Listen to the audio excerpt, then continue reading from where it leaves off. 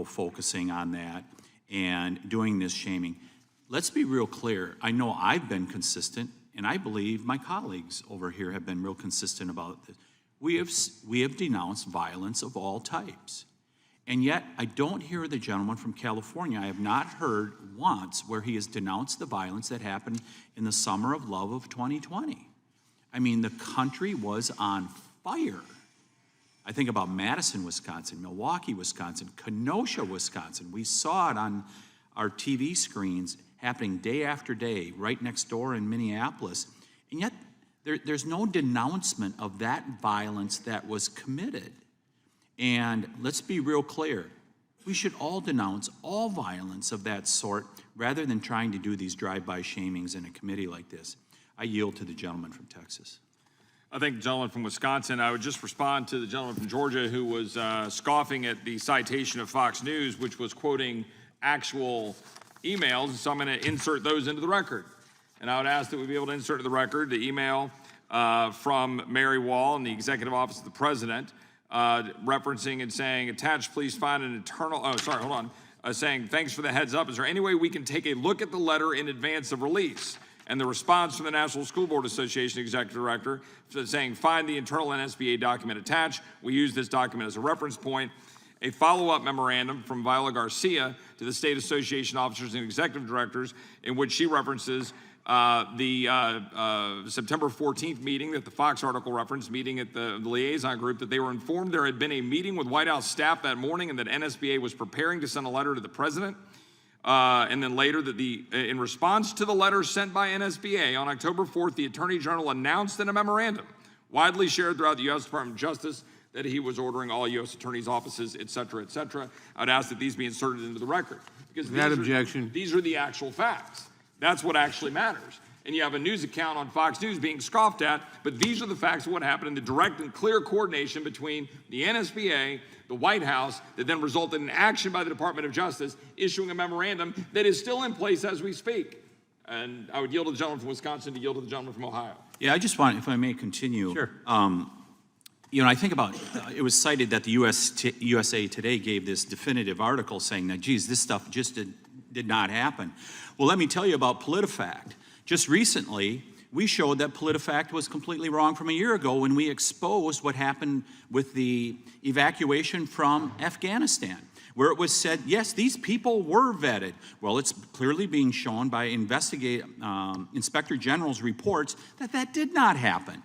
We went back to PolitiFact and said, hey, you want to correct your story because it's proven that how you rated my statements as mostly false, they are true at this point. And we've been showing that, nah, we're not going to deal with that at this point. So you can cite that if you want to, but we've seen time after time how they don't get the facts correct, including with what happened in Afghanistan with the disastrous withdrawal, and now we've got a huge national security concern as a result of it. I yield to the gentleman from Ohio. Thank the gentleman for yielding. I want you to go back to the memorandum that the Attorney General issued on October 4th of last year. Very first sentence. In recent months, there's been a disturbing spike in harassment, intimidation, threats of violence against school administrators, board members, teachers, staff who participate in the vital work of running our nation's public schools.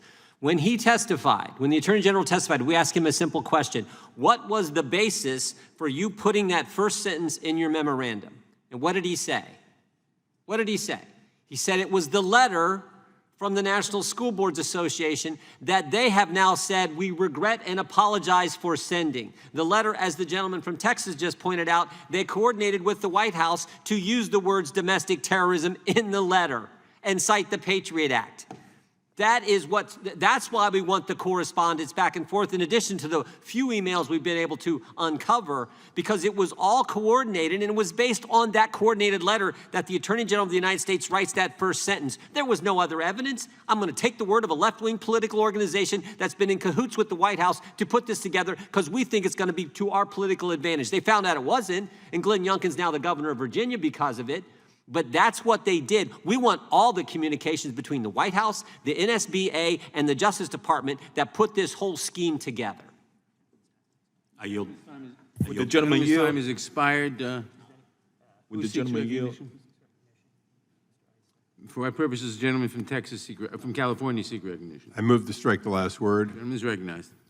and I'd offer to yield time to the gentleman from Texas. I thank the gentleman from California. I would add, in addition to what the gentleman from Ohio was just discussing, that what we have in the form of the underlying resolution of inquiry is specific language that is, I would say, general in its nature of suggesting we want to know the truth of what was going on with the correspondence among the highest levels of the Executive Office of the President, the Department of Justice, that relates to the correspondence with the National School Board Association. There are no quotes in this resolution of inquiry. There are no specific allegations. There is simply a request for the information of the correspondence back and forth, because that's what we do when we want to conduct oversight. That's what we do, rather than having to rely on outside organizations using the Freedom of Information Act to get the actual email correspondence, which we're just inserting into the record. We'd like to see the rest of it. The gentlelady from Pennsylvania offers this amendment, an amendment which goes through and offers alleged quotes. I'll take at the gentlelady's words and from some record that these quotes are accurate. I don't know, but you're inserting into the record alleged quotes. It doesn't say alleged, by the way. They just assert the quotes. And the gentlelady acknowledged the gentleman from North Carolina that she has no intention of supporting the underlying amendment or the underlying The gentleman bill. yield for a moment? Briefly. Okay. If she'll answer that question, will you support the underlying bill?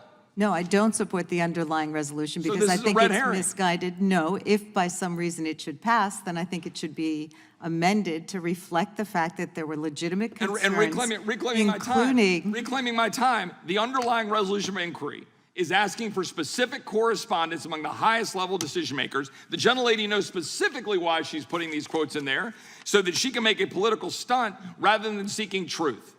I'd be fine including that amendment, even though I think it's clearly designed to be biased, if the gentlelady would support the underlying measure, which she does not, and clearly does not. At the end of the day, the American people know what's going on here. Parents being targeted by federal officials, parents being targeted by the evidence in front of us of a direct coordination between and among, frankly, the White House, the Department of Justice, and the National School Board Association, which the gentleman from Georgia glosses over and decries as political. The National School Board Association memorandum from October 22nd, 2021, which should be inserted in the record if it has not been, in which they say, we regret and apologize for the letter. To be clear, the safety of school board members and other public officials, educators, and students are a top priority. However, there was no justification for some of the language included in the letter. We should have had a better process in place. And it retracts the letter. You have 30 state school board associations which have distanced themselves from the National School Board Association, 26 of which they've withdrawn, flat out withdrawn from affiliating with the National School Board Association. That's a majority of the states of the United States of America in which their state school board associations have withdrawn from affiliating for the clear political engagement of this organization with this White House to target parents. Yield to the gentleman from California, yield to the gentleman from Ohio. Thank you. Reclaiming my time. You know, I know there's been a lot of the word shame used here, but shame on everyone in this room if they are not sincerely looking for the truth. And it appears as though there are a number of people who are not looking for the truth, and that's the reason that I predicted earlier, and I predict again, that we will not see any of these resolutions allowed to seek the truth. And with that, I would yield to the gentleman from Texas briefly. I come from a family of teachers. In fact, my mother was my 8th grade English teacher in a public school. But we've heard repeatedly from people across the aisle about the paragons of virtue that are all teachers. Most are.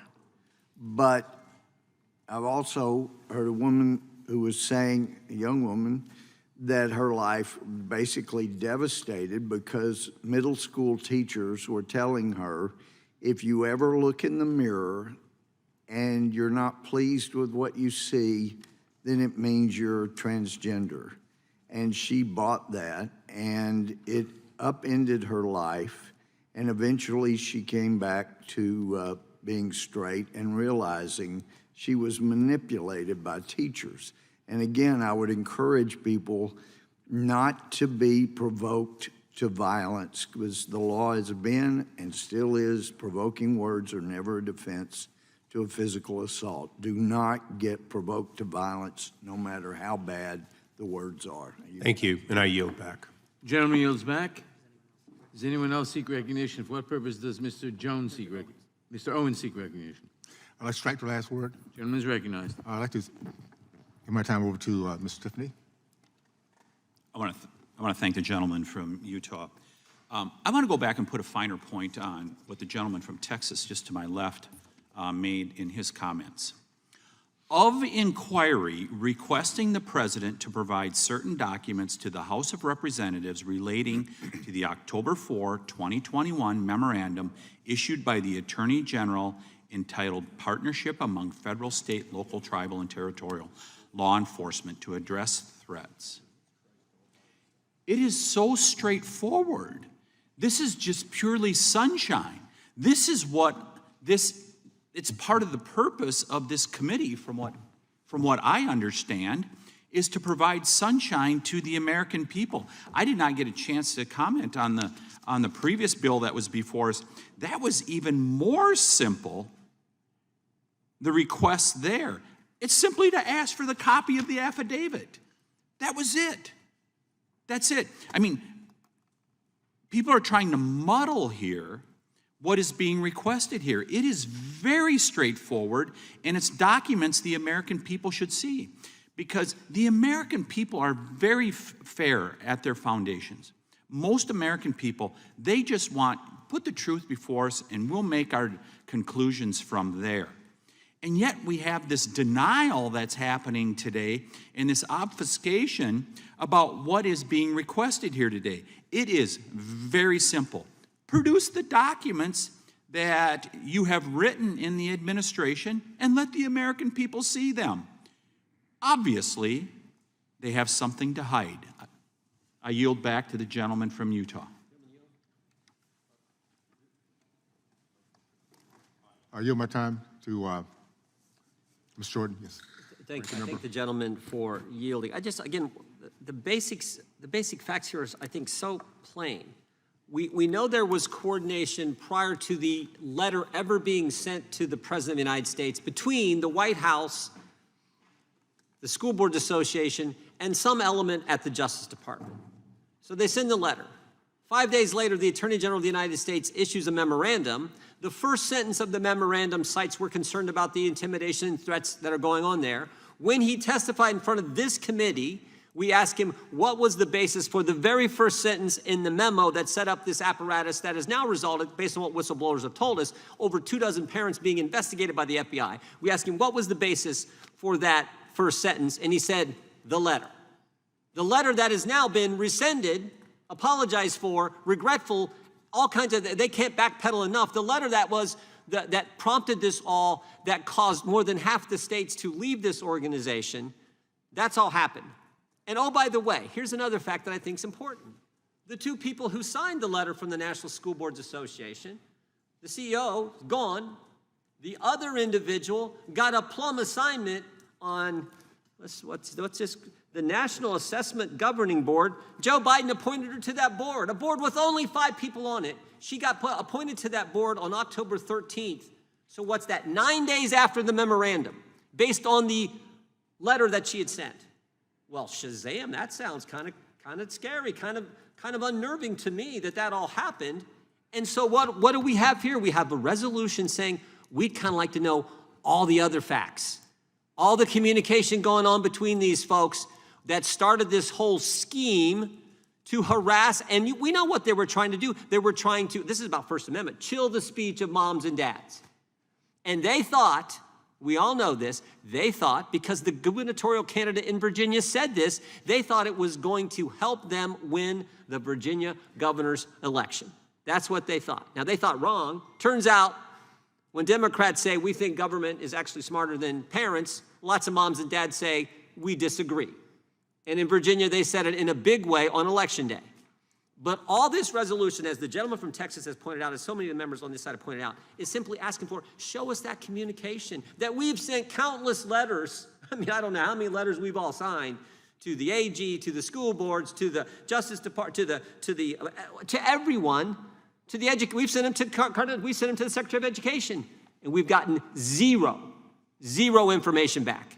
You would think this committee would want to get, as the gentleman from Wisconsin just pointed out, a little sunshine, a little transparency. That's, after all, our job. I would yield back. Thank the gentleman for yielding. I yield back. For what purpose does Mr. Johnson seek recognition? Move to